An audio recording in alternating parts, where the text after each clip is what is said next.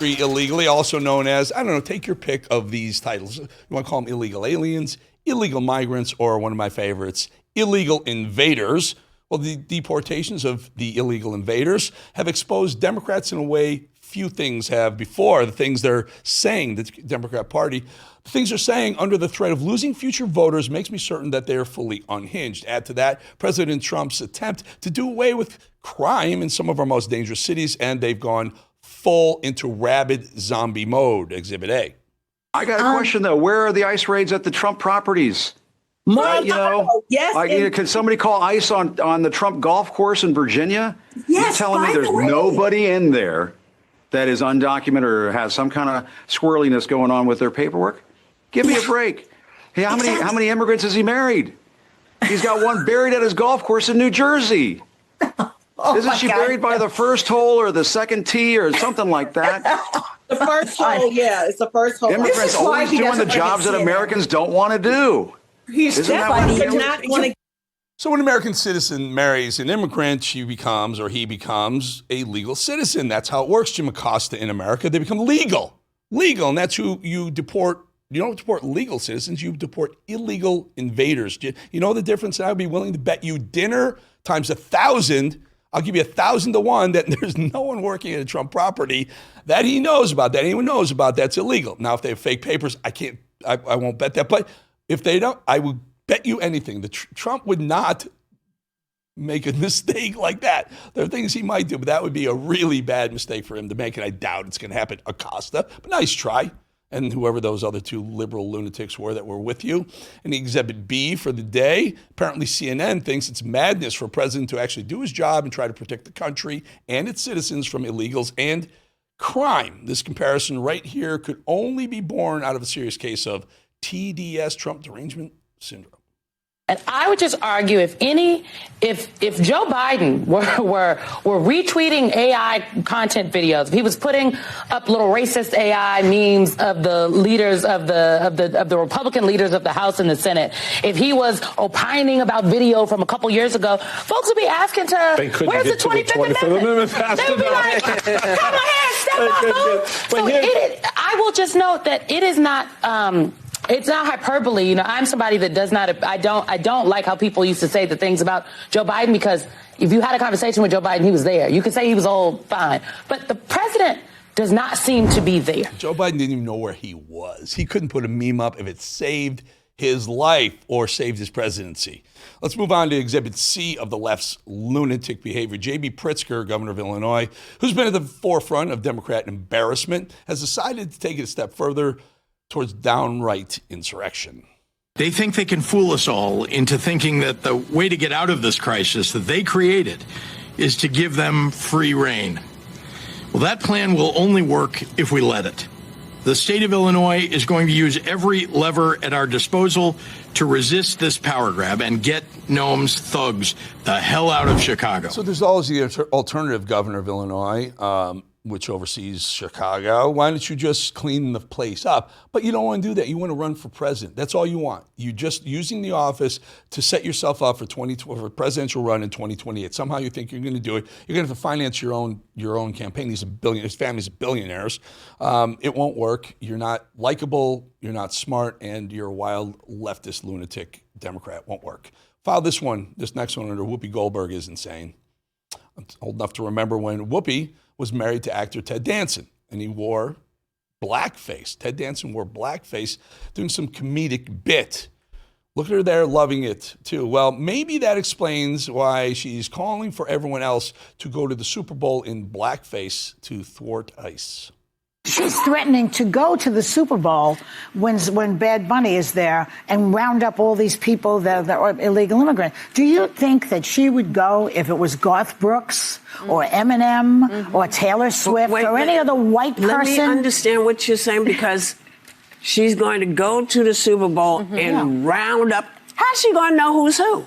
Because the Supreme Court has given permission to question anyone who has a Spanish accent, who has a dark skin. Yeah. So here's the thing.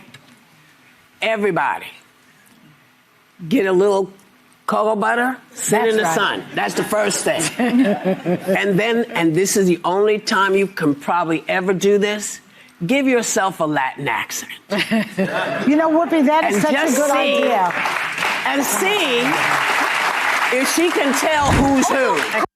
So you're recommending people wear blackface? Whoopi, is that what you're saying? My good friend, my personal good friend, Megyn Kelly, basically got bounced from NBC because she said when she was a kid, kids used to wear blackface. That's what she said. And NBC was so offended by that, they kind of forced her out of NBC. And now she's just ripping it on digital, which is better for her anyway. But Whoopi, you're really saying people should wear blackface. Okay, you're making that okay. All right, just clearing things up for you. Whoop-E.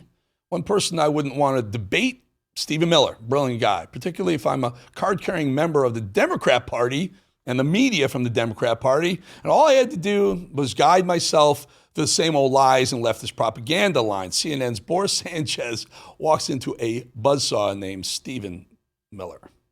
If a Democratic president someday calls the National Guard to a red state over what they see as open rebellion, but is what amounts to a demonstration that gets rowdy.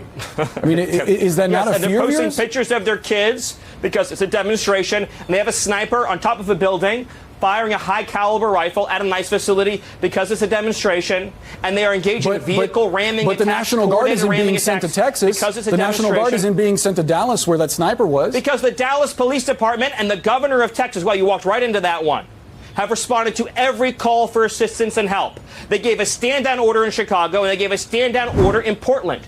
See, Boris, the CNN anchor, is like, it's not in my notes. Why didn't somebody tell me how to answer that? Why did you make me do that?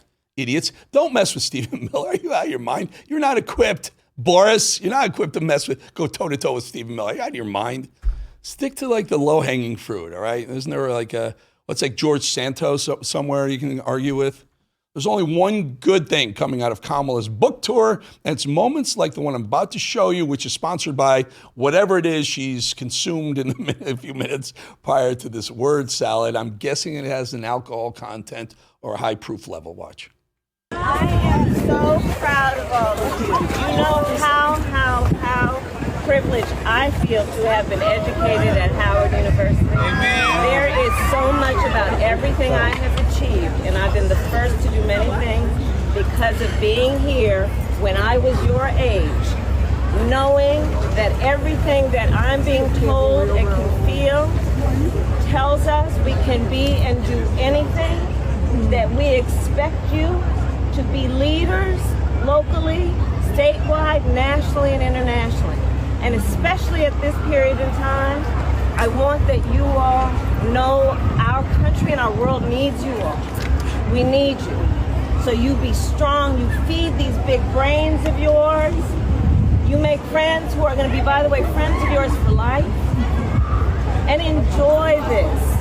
And know how special you are and how much we need you. That's what I want for you. What is that? She wants to run for president. What was that? Your big brain? Say it every time, dodge a bullet, but she continues to prove that we dodged a lot of bullets right there. All right, folks, The Edge. I'm going to watch. I'm going to see how many sign up because here's a little clip, and then I want to talk to you in a second. Go. So did you see this? This month's GQ magazine. On the cover, Glenn Powell, the state of the American male in 2025.